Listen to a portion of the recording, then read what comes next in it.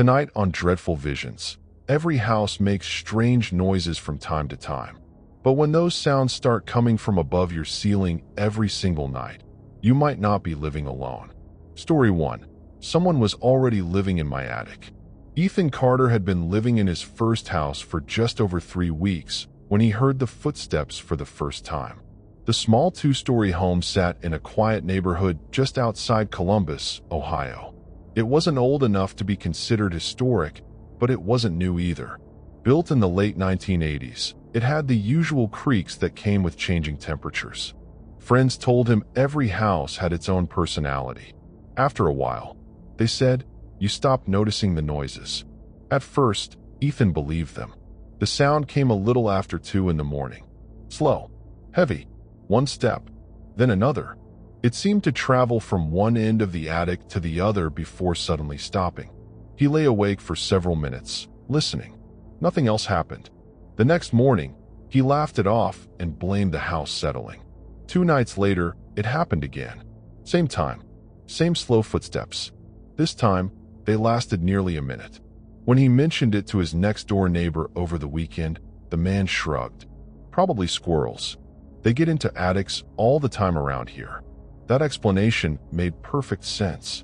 For the next week, Ethan barely thought about it. Until the sounds started changing. The footsteps were no longer the only thing he heard.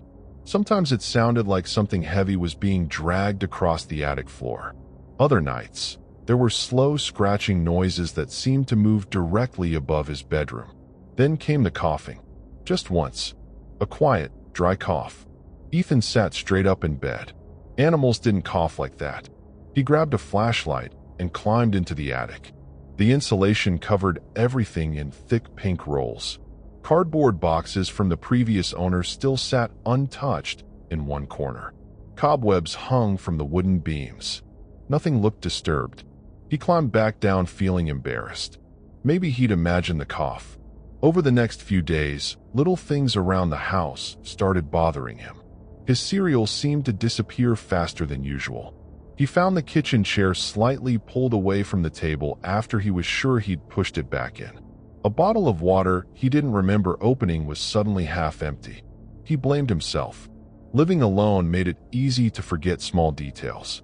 One evening before bed, he noticed toothpaste splatters on the bathroom mirror after brushing his teeth. He was too tired to clean them. The following morning, the mirror was spotless. He stood there for several seconds. He distinctly remembered leaving it dirty. That afternoon, he bought a cheap indoor motion camera from a hardware store. Instead of pointing it toward the front door, he mounted it on a bookshelf facing the attic hatch in the hallway. If squirrels were getting inside, he'd finally have proof. The first night, nothing happened.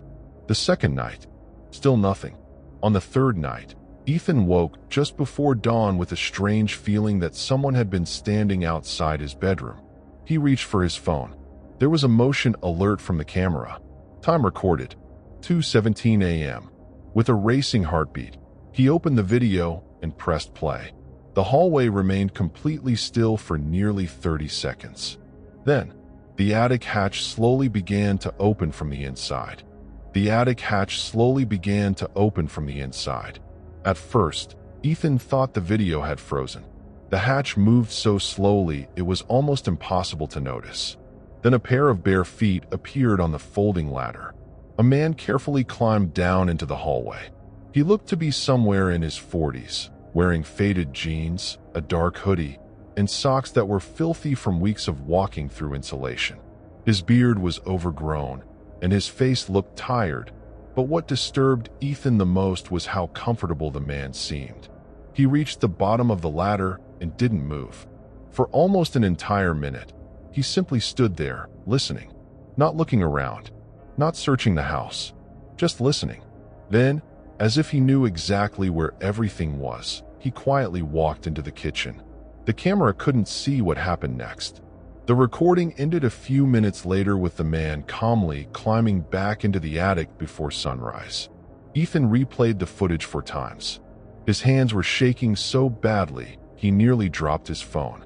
Instead of confronting whoever was upstairs, he quietly left the house, locked the front door behind him, got into his car, and called 911 from the end of the street. Police arrived within minutes. 2 officers entered the house while Ethan waited outside. A few moments later, they unfolded the attic ladder. One officer climbed up. The other remained below with his flashlight aimed into the darkness. Almost 5 minutes passed.